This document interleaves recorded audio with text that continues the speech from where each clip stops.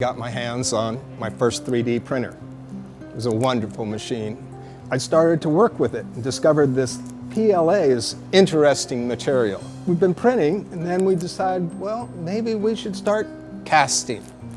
And I'm a jeweler, so the first things we cast were in sterling silver.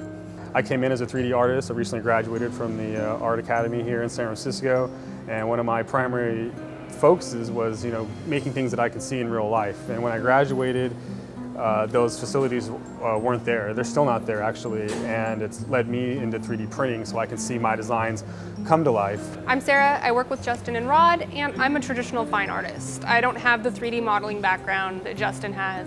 This gnome project here came from a 2.5 to 3 foot tall clay sculpture I did for a class. I didn't have time to finalize it. I didn't have time to get it fired to make it permanent. So luckily we were able to use 3D scanning as a means to capture that before it started to fall apart. And it literally fell apart the day we scanned it.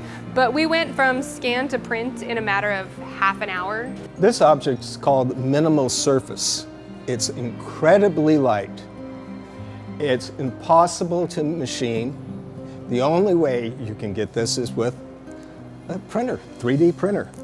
So we printed this in PLA and then we casted it in pewter. As an example, this is Lazard. This is the head of a beast, so to speak. There's an entire figure that's animated and runs around, and you can put it in a video game or whatever. But just to prove the point, I just cut its head off and we printed it on the Series 1 like this. It's actually a mobile speaker system. So it started with a digital product that literally had no existence. The printer brought it to life. Now I've got a wearable iPod system that's one of a kind, and it literally took me 3 days to make. The power as a designer just comes to life when you have the ability to make it. And that's really where my interest comes in, is being able to replicate your artwork, or artwork that may be ephemeral and is not going to last.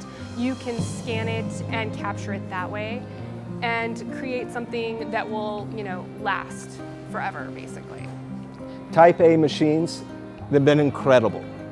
Anytime we ended up with a problem, they had a solution. They listened to us. They worked with us. The wave has not crested yet. The wave is still going to crest. We're still building up this energy, and it's going to be amazing next year or two, I think.